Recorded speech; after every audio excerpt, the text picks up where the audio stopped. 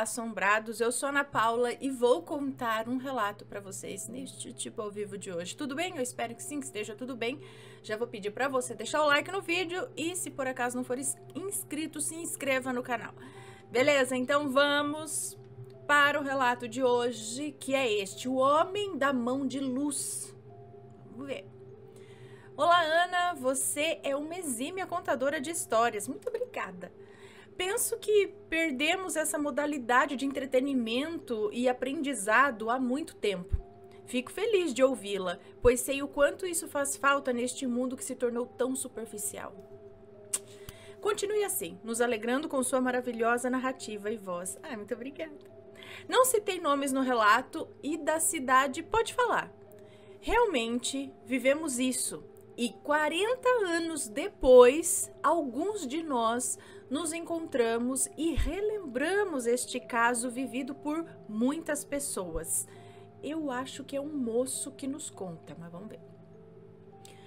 Eu tenho algumas boas histórias de fatos sobrenaturais e creio que em pouco tempo serão bem naturais à medida em que nós, como sociedade, abrirmos a nossa consciência e deixarmos os nossos preconceitos e limitações para trás. Podemos imaginar essas histórias contadas à beira de uma fogueira e sob o luar. A minha história é mais ou menos por aí. Essa história aconteceu na minha cidade natal, Montes Claros, Minas Gerais, em minha juventude, no início dos anos 80. Eu nunca morei lá, mas passava as férias com a minha família de fazendeiros e tinha muitos amigos por lá. Quando eu tinha uns 18 anos, fui com uma turma de amigos para a fazenda da família de um deles, um grande amigo. Éramos uns 10, entre amigos e conhecidos. A fazenda estava vazia e ficava no caminho de Janaúba. Levávamos bebidas, violões e vários apetrechos etílicos para quem não tinha boas intenções. Na fazenda, e isso é importante, tinha armas de sobra e com muita munição. Era outra época, né? Andamos a cavalo durante o dia inteiro e o irmão mais novo do amigo anfitrião, um garoto de uns 15 anos, passou o dia todo caçando passarinhos com espingarda de pressão para fazer de tiragosto à noite. Diga-se de passagem, era cruel e totalmente desnecessário. Porém, não sabíamos que ele fazia isso, pois ele andava sozinho pela fazenda. De toda forma, eu não participei da matança, mas eu estava lá. Minha culpa, máxima culpa. Gaia que nos perdoe. Enfim, à noite jantamos e nos preparamos para a farra. Na frente da casa, posicionamos uma roda de cadeiras e banquetas, uma fogueira ao centro, afinamos os violões, pegamos copos e xícaras antiquadas, típicas de qualquer fazenda naqueles tempos, vodka, suco de frutas, refrigerantes e garote, eu não sei o que é isso, essas coisas de vinho barato. Provavelmente, não vou falar marca, mas sabemos, é esses mesmo. E tem mais um ainda que é muito famoso, é esses vinhão assim, barato, acho que é aqueles garrafão de vinho, tá? A esposa do caseiro preparou os passarinhos abatidos pelo infante. Achei estranho e não quis. Havia, porém, uma atmosfera estranha. Ao sentarmos para começar a dita farra, ouvimos uns barulhos nas folhagens secas amontoadas pelo chão, como se algum animal, correndo pelo quintal de forma muito rápida, corresse entre as folhas secas e subisse em algumas árvores que ficavam em frente à casa da fazenda. Daí era silêncio e depois novamente os mesmos movimentos. Eu não consegui distinguir que animal poderia fazer aquilo. Talvez um calango ou ratos impacientes ou com medo. Isso aconteceu algumas vezes e de forma estranha todos fomos ficando apreensivos e com muito medo. Havia algo diferente no ar. Quando vi, e sem perceber, todo mundo estava armado com espingardas de verdade. Flobber 22, cartucheira, de chumbinho e outras. Eu não tinha nada. Então eu peguei um facão, pensando... laconicamente. Eu não sei nem o que é isso. Posso me ferrar, mas não sem lutar, né? Lutar eu vou. O que vai acontecer daí vai pelo menos fazer alguma coisa. Era um medo sem muita razão de ser. Uma intuição ou percepção subliminar. Fiquei com o facão ao lado enquanto dedilhava um violão, acompanhando o principal violeiro que era o anfitrião. E lá estávamos todos, ao som de canteiros e outras modas. Não tivemos sossego, nem beber conseguíamos. Alerta total. Algo de errado não estava certo. O medo foi se avolumando em todo mundo. De repente, quando conseguimos focar um pouco na fogueira, na música e nas piadas nervosas, ouvimos um som alto. Paramos. A tramela, que é, né, aquela tranca de madeira da cancela que dava acesso à casa da fazenda, bateu forte. Eu vou tentar explicar o cenário. Nós estávamos sentados em frente à casa. O acesso à casa se dava por um pequeno caminho que se iniciava nessa cancela a uns 30 metros à frente da casa e que passava em linha reta pela lateral direita da casa em direção a um pomar. Quando ouvimos o som da tramela, nós paramos com tudo e olhamos em direção à mesma. Em meio às árvores e com a pouca iluminação de lampiões a gás e da lua, era só isso a iluminação. Então nós ouvimos o som agudo e profundo da cancela se abrindo até o final. Depois um som parecido, porém mais grave, desta mesma se fechando. Tem sim aqui as onomatopeias. E finalmente outra batida da tramela novamente se fechando. Ploc.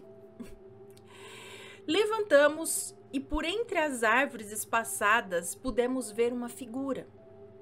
Um homem de estatura mediana, escurecido pela noite, de chapéu, estava de costas acabando de fechar a cancela. Porém, quando virou, havia um estranho foco de luz em cada uma das mãos. Estes focos de luz não eram como lanternas, pois não iluminavam a frente, apenas em si mesmas. Nós gritamos com vozes ameaçadoras, em uníssono. Quem tá aí? Quem é que tá aí? É você, fulano? E repetimos o nome do vaqueiro.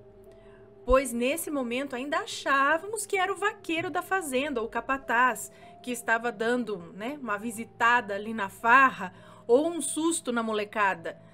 Mas não era.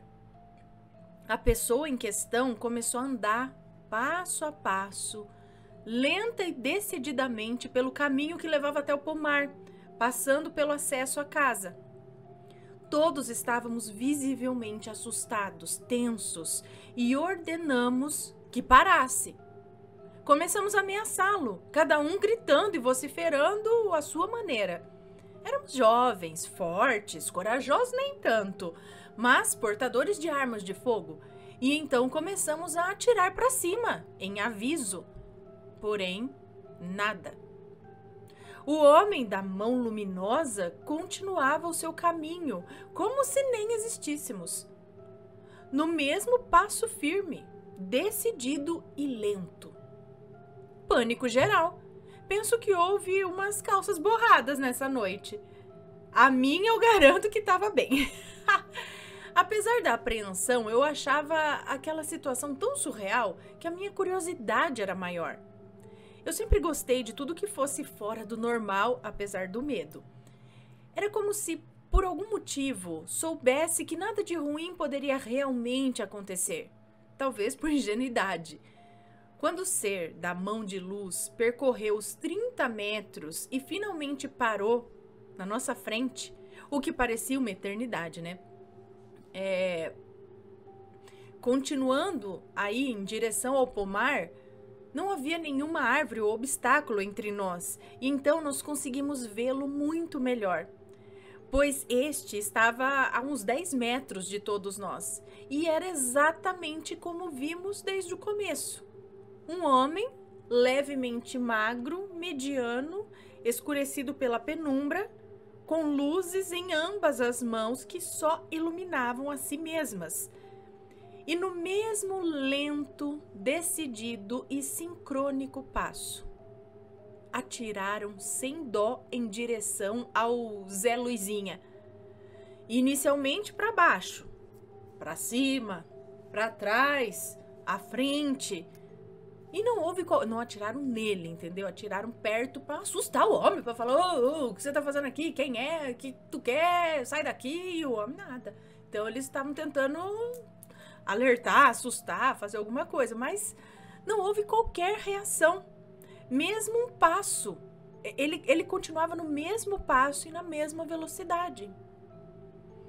Terror, pânico, e foi tiro nas pernas. Aí eu acho que começaram, né? Foi tiro nas pernas, no peito, enfim, aí realmente miraram no homem e lá foram, né, para tentar mesmo parar o homem. Nas luzinhas na mão, enfim, quase fui cúmplice de um crime real ali. Mas do meu facão eu não largava. O Zé Luizinha, porém, continuou, para nosso azar, no mesmo ritmo, na mesma paz de alguém que veio para assustar e sabia que era muito bom nisso. Ele passou lentamente, não se virou para o nosso lado e foi embora para o pomar. Corremos para vê-lo desaparecer lentamente no meio das fruteiras do pomar. Deixou atrás de si o caos e muita cueca para limpar. Sem bebida, sem violão, sem rolinhas assadas, sem graça e sem dignidade.